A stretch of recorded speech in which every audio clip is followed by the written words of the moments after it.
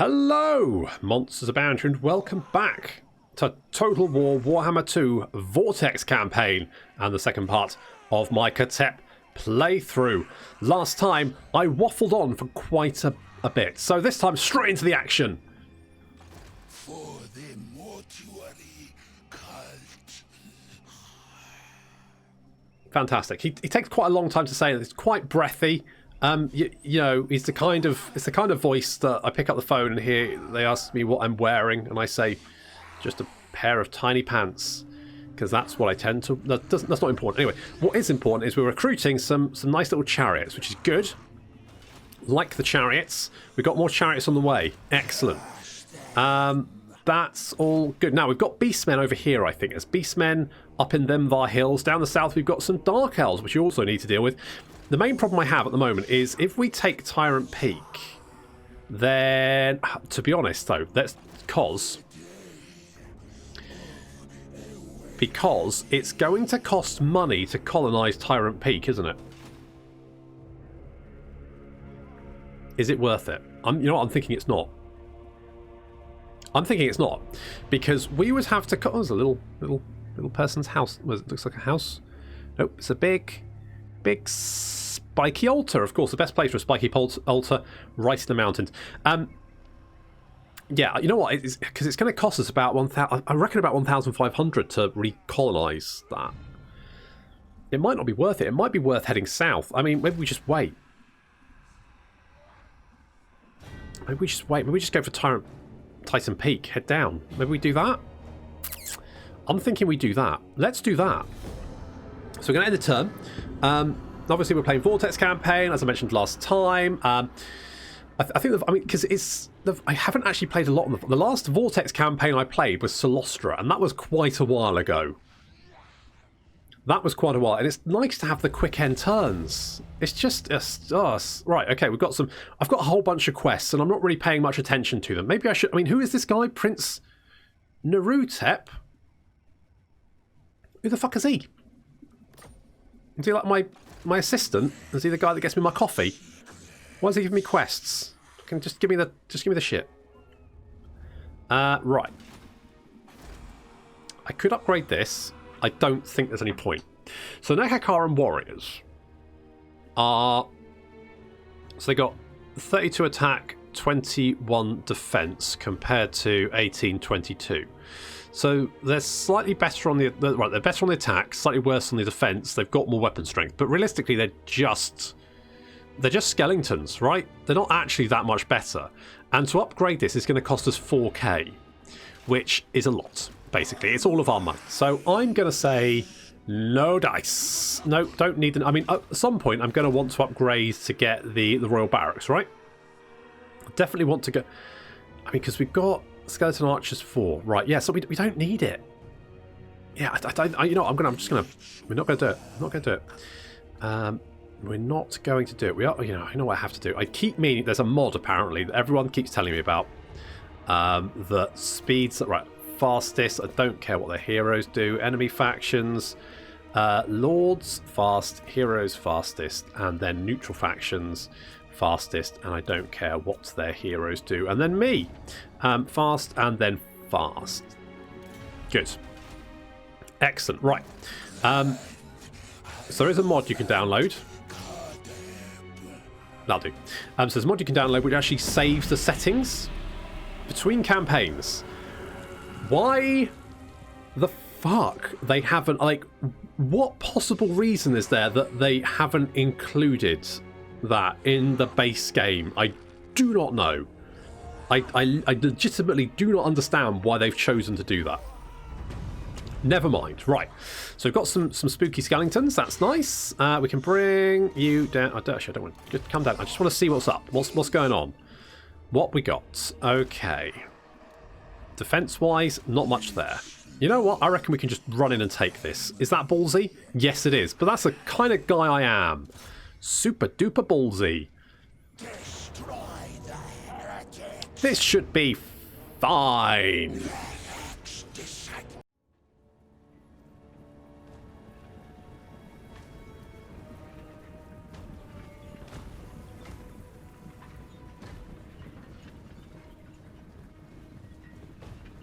Get in, buddy.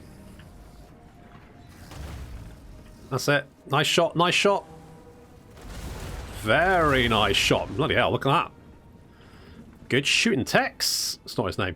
Haven't decided what I'm going to call him yet. Chariots coming around on the left flank. On the right flank, we've got the Nehekara warriors and some Dark Riders. Now, the Dark Riders are... well, they're okay cavalry. Pretty cheap, bit rubbish. Quite fast, not bad. Better than ball boys. And we're just going to charge. We're going to get a nice little sandstorm here, which is going to... I mean, sandstorm is very, very good. It is a vortex spell, though. Vortexes are tricky to use right, let's put it that way. But in this case, it's going to come straight through this unit of Dark Shards and do a lot of damage. Very, very nice. Meanwhile, our skeletons have engaged, and the Chariots coming around behind the Carrion. Carrion are trash. Let's just get that over and done with. They are complete garbage, completely useless. Basically, they are the ball boys of the Tomb Kings. So in come our Chariots. We've got our skeletons are not going to win this engagement. They should hold the line for long enough, but Chariots coming in, they're the ones that are going to... yes, look at that. Nice. In they come right into the rear of that unit, doing a lot of damage, racking up a lot of kills. 20 kills so far, and the rest of the Chariots chasing after these units. Now, these units are running away, and that does make actually hitting them very difficult because... for some reason, the Chariots do not like charging units that are running away. They kind of forget that they're supposed to be charging. But we have managed to get some decent sort of like roadkill down there. We are doing some kind of lock in combat. You don't want to get them locked in combat because the Chariots do not have very good melee attack and defense. They will get destroyed very, very easily. The Carrion not doing very, very well. Not doing very well. And the Hierophant is smacking around the enemy Dreadlord, who is getting road killed. There we go. Chariots coming back, doing more damage. These guys have now got 105 kills. Holy shit, that's pretty good. That's not bad at all. They're quite light, but they do get the... I mean, look at that. Smashing into the back there, racking up the kills. Really, really good. Chariots coming in to help out against the Blackheart Corsairs there. The Carrion getting their ass kicked. Have they actually managed to kill anyone? 12. That's not bad, actually. Wow, cretins. Say that while you're being crushed underneath my chariot wheels, you dickhead.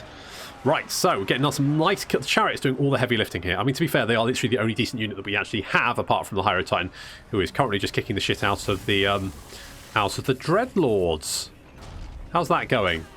Yeah, I mean, doesn't have much melee attack, but yeah, it's fine. It's generally fine.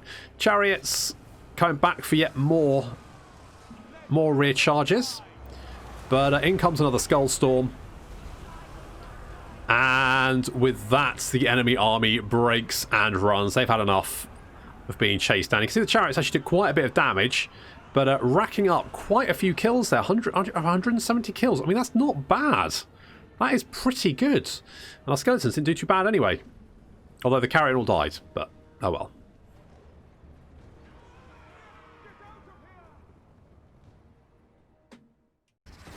Ah, there we go. And the only thing we lost was some Carrion and the Skeleton Warriors. And let's face it, the Skeleton Warriors, they're free. And the Carrion, they're literally the Orc war boys of the Tomb Kings. But look at this, 221 kills on a Chariot. Oh, that felt pretty good. Okay, let's occupy. Let's occupy. And we've currently the Prince... Oh, it's Priest, not Prince. Priest Nerotep. Apparently he's done... I don't know. What the fuck? I don't even know who you are. Maintain control of one province. Who are you to boss me around, eh? I'm the bloody Grand... What's it? You jerk. Fine, whatever. Doesn't matter. Anyway, right. So... what do we want? Physical resistance, quite nice. Restless Dead is okay. I mean, Assyrians, I guess the Restless Dead. It's got a cooldown of 28. I feel like Sunscorched Bone. Alright, let's go for Passage Sorrow, because I feel like getting Sunscorched Bone should probably be our prime, because like that extra armor and melee defense on those skeletons is going to make them I mean, they are our front line. If they go down, we're in trouble. So keeping them alive should be our primary concern. So that's what we're going to aim to do. Okay, so we could go up to Tyrant Peak. I don't think we're going to do that. I think what we're going to do is we're going to head down to go down there. We're going to go down and grab that one, I think. Yeah, let's do that. Let's do that first. Because, of course, the longer we keep these Dark Elves on the retreat, if we can wipe out their little armies as they recruit them, rather than having to face a big stack, then that's got to be better for us. Obviously, we have to be a little bit concerned about public order, because we currently don't have any public order buildings. Oh, hello. A Tomb Prince, Necrotech, and Lich Priest enter your throne room. That sounds like this. Sounds like the start of a joke. So, we've got Lich Priests. I mean, the money would be nice. I think to start, I mean, a Tomb Prince would be quite useful. Because we currently don't have any melee characters, so let's do that. So we've got Panet. He's aggressive. He's a grumpy bugger. He's got a lovely mask. That's nice. They want us to have 250 canopic jars. Okay, right, fine, whatever. Right, let's grab a couple of them. That'll be ready next turn. We'll have you there as well, which will be great. We can bring you down here to... Ah, there you are. What are you doing? Hinder replenishment. Well, that's not that useful. And you can damage a building, which... Well, could... If we damage the conscription halls, will that stop you recruiting? This will fail. No. Thing is, it costs 447, which is, you know, a lot of money, so... Let's not do that. If we stay here, that's going to help our public order for one turn. We could untax the province, and that's... I mean, we're not making a huge amount of money here, are we?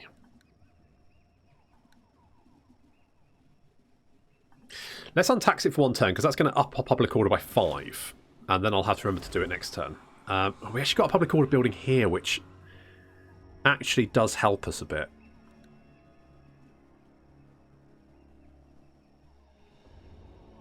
So, provincial instability is bringing it down by a corruption as well, because of course we start off next to Marathi, and she's spreading her Marathi cooties all up in our dusty mummy faces. That's just, she's just, ugh. Ugh, it's gross. It's Marathi for you. So we can knock out these Dark Elves. Obviously we're moving away from our capital, but our capital's got walls, so I'm not overly concerned about it. Obviously I have to keep an eye out, but I think we'll be okay. So we've got that. Where can you go? You can get up to there. I really want to hit you before you can do anything. Grey Rock Point... Ah, because there's a lot of vampiric corruption here. Do I want to deal with that? Basically, the province to our south is just riddled with all kinds of stuff. However, I think it could be... It could be the better option. Let's scooch down here. We'll get rid of... Let's get rid of a spear boy. Let's get rid of sword. I mean, to be honest, the spears are kind of more defensive, and that's kind of what I need. Let's do that. Oh, hero action. More canopic jars. Thanks, I think. Can we do... Right, we could have woken the flock of Jeff. Now, Carrions are complete trash, and I'm going to be honest, the flock of Jeff, as much as I do love Jeff, you know, all hail Jeff, but Jeff, I'm going to be honest, he's not great. He's not the best. The flock of Jeff, particularly, is just a bit shit. It's not really worth the canopic jars to actually wake him up. So we're not going to bother with that. What we are going to do, though, is I'm going to give you the potion of foolhardiness. And magic? Sure, why not? I mean, it's not really going to do Khatep any good, is it? So I guess giving that to you, probably the better option.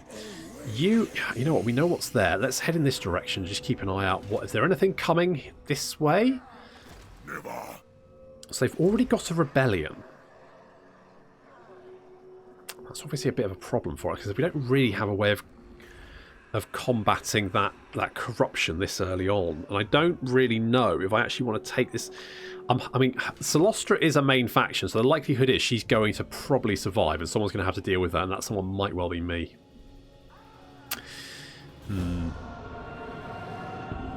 It's like trying to keep control of this province could be particularly difficult now that Celostra's around.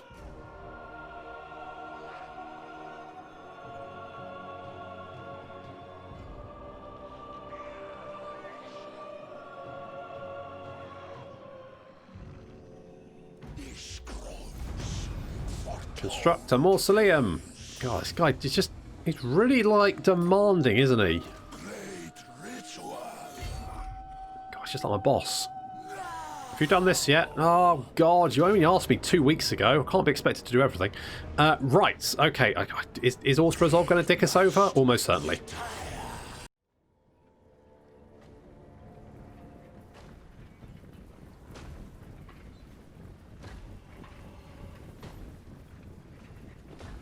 I mean, last time went quite well. This time we've got double the chariots. Double the chariots, double the fun! So we're just going to charge the enemy army, because I'm not too worried about any of this, to be honest. A little skull storm there coming out. Going to do some good damage. I mean, I've got to say, this is a pretty effective spell. Khatep gets 3 free uses of the bloody thing. Very, very nice. So we go, engaging, chariots coming around the flank. Oh, just completely annihilate that unit, Dark Shards. They're just gone. Debuffing the enemy, and in come the chariots on both flanks. And we got fireballs. Now, whenever I use a fireball, it doesn't seem to do much damage. Apparently the enemy can use a good fireball, and it does a lot of damage to Khatep. I guess he is a dusty mummy. Lovely charge there from the chariots coming into the rear, doing their oh, look at this on the flanks. The flanks just being annihilated, just decimated as the chariots charge in, rack up those kills and come out. We're also chasing down the enemy missile units, which of course is very, very important. Little fireball hits Khatep, sets him on fire. Yeah, he is. Is he? I was fairly sure he was vulnerable to fire, but maybe that's I think maybe that's a skill you get later on. A skill to be vulnerable to fire. I think it's embalming or something like that. Gives them more hit points, makes them vulnerable to fire. It really is. And the chariots are all over you. Yep, chariots just running over Dark Elves left, right and centre. Chariots very micro. Oh, stop shooting at Khatep. He's all... Look. Ow. That got him right in the face. God damn it. Someone deal with that Supreme Sorceress. She's annoying. Right, some of the Dark Elves actually coming back to the fight, but fortunately we've got chariots on the way. Last thing you want is the Dark Shards to actually concentrate fire on the chariots, because the chariots have very little in the way of armour. They're actually not... They don't have much health either, so they're very, very quick to die. But they do seem to do a lot of damage. So that's fun.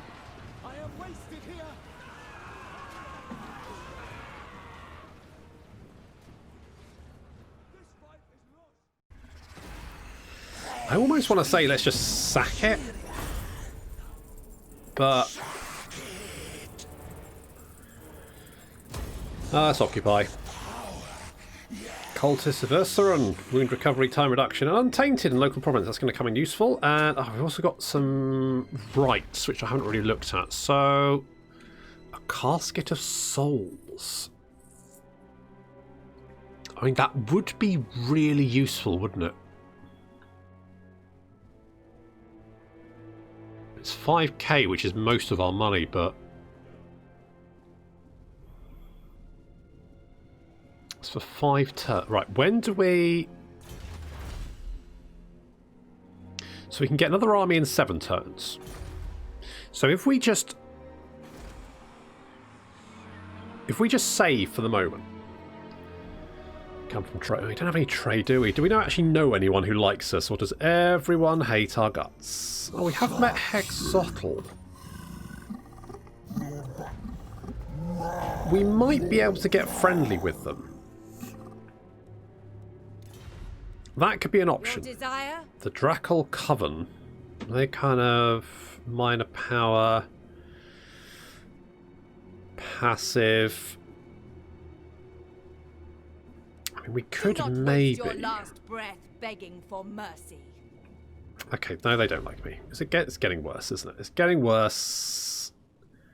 They've got a. Oh, they're prejudiced. Oh, of course, Dark Elf, because of course they're prejudiced. Dark Elves are racist towards mummies. God, it's just disgusting. Let's give us more. Okay, Sunscorched Bone, because let's give us some more armor. Because the longer we can last in a fight, the better. I kind of want to go replenish troops. Because the quicker we can replenish, the better, right?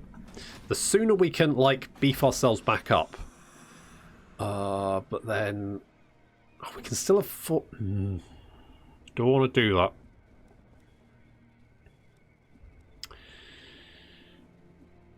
It's a little... it's a little bit more growth. A little bit more income. 15 a turn. It feels kind of worth the effort.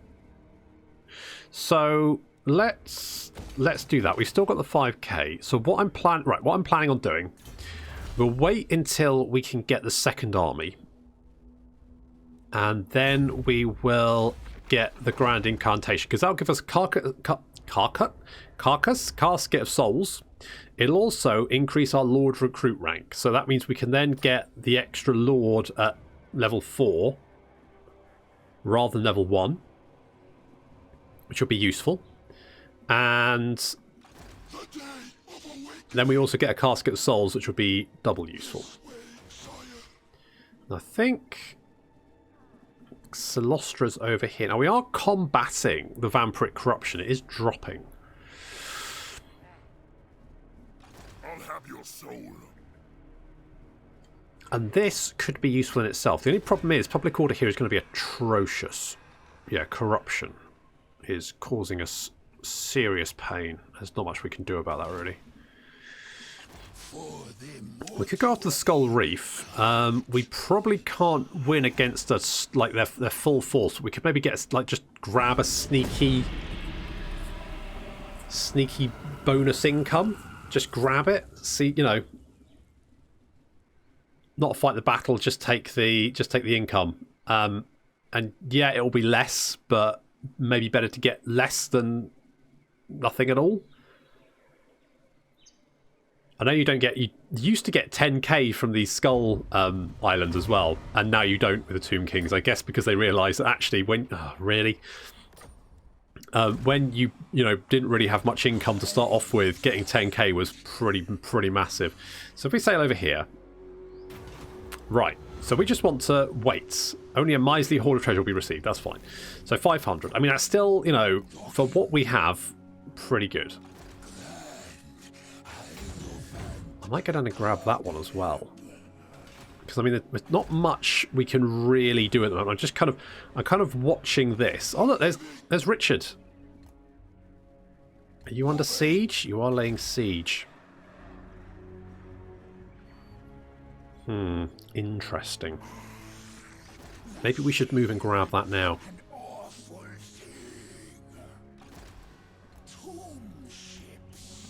Maybe we should do that. I mean, this is going to be fine for the moment. We'll get a little bit more. Yeah, let's do that because that'll slow down. The provincial instability is getting better. Corruption is causing us a bit of a pain, and that is... Oh, it's going up massively. Thanks to Marathi. Marathi's really... She's really spread it. I mean, it's riddled with STIs. Jesus, Marathi, just... Can you not... Can you not touch all the things and make everything sticky, please? It's just... Oh, okay, they're dead. Interesting. My only problem is, if I go in and take that city, can I maintain both provinces? Okay, sign a non-aggression pact with those guys. I mean, that is possible. You dare to seek me? How... Wait. How much would I get for that quest? 500. Okay, so... To be honest, it's not really worth it, is it? It's not really worth it. Okay, you know what? I'm gonna... Go and grab this. Bop. Right, we're gonna wait. 500 treasure. Good, right, that's okay. Then we sail back. Take a little bit of attrition, not a big deal. Prince, what's his face? I'm going to call him Prince Panacotta. Because that's what his name reminds me of. That's what I've decided. Okay, so that's upgrading, so we can upgrade that, which is that fine? It will stabilise it. Ish, for the moment anyway. It will stabilise it for the moment. Is there an army here? A military crackdown. A few had a rebellion. Okay. I mean, Salostra's not home right now. We could actually just knock out her city pretty... Like, now we could do that. That is potentially an option if we move fast. We need to grab Soldier Tor. Titan Peak is a problem, though, and Marathi's corruption is also a major issue. The longer we leave Marathi spreading her Chaos Cooties, the worse things are going to get. So we need to put a stop to that ASAP. The problem is, with the Tomb Kings, it takes a while for the Tomb Kings to actually become strong. Oh, hello. Do we want 4? Just dig elsewhere. Give me the money, thanks. Give me big income. Where is this? Land of Exiles. Yes, so we will get the replenishment. That'll be fine. We'll replenish. That's all good. Right, let's upgrade you. That should help. This... 3 turns. If we can grab Sildra Tor... If we can grab Sildra Tor, then any rebellion will pop up here. The only problem being that our army will then be fairly beaten up because we'll have to colonize it. I want something which is going to help. I mean, income generated is not necessarily the worst idea. But that extra growth and the untainted and casualty replenishment rate. Alternatively, more archers.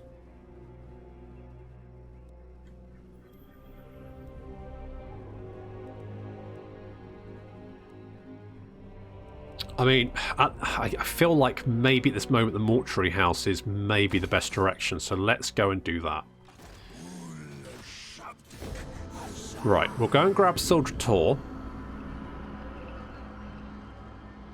Hopefully we can stabilise Titan Peaks. Get that back under control. We still have to be nervous about armies coming from the north. Potentially. But we might be able... I mean, if we could go for Salostra. Just try and take her out. It's ballsy. There's military presence there, so she's back home.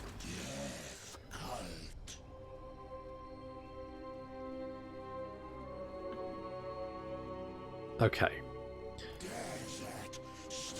How many turns before you rebel? 2 turns. That's not ideal.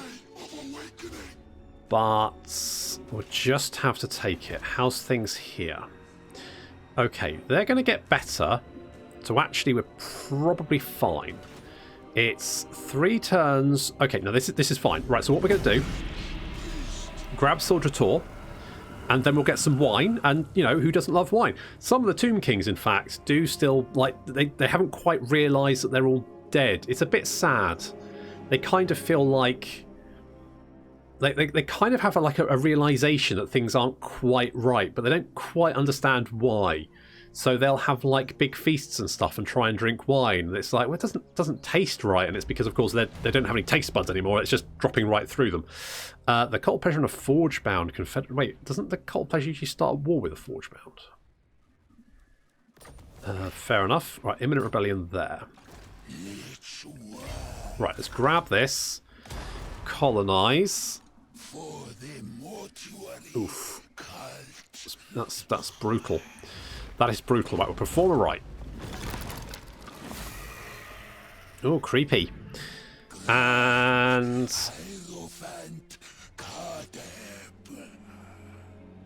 what we could do, actually, is like merge these. Get that.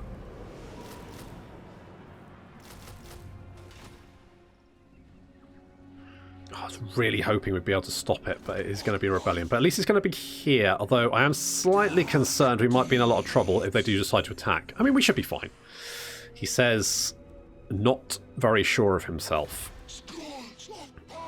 Okay, I'm just going to keep an eye on Celostra and what she's up to. Okay, so she does have an army. Celostra's there, but she's not in very... I mean, we might be able to take this entire province. Oh, what's going on down there? Okay, let's have a non-aggression pact with Huatl, or Hexotl, Huatl, whatever you say that. Because that might be quite useful. I'd really like to try and stop a rebellion here, but I don't think we get the corruption's just too high. And getting worse. With any luck, they won't attack right away, they'll hold off.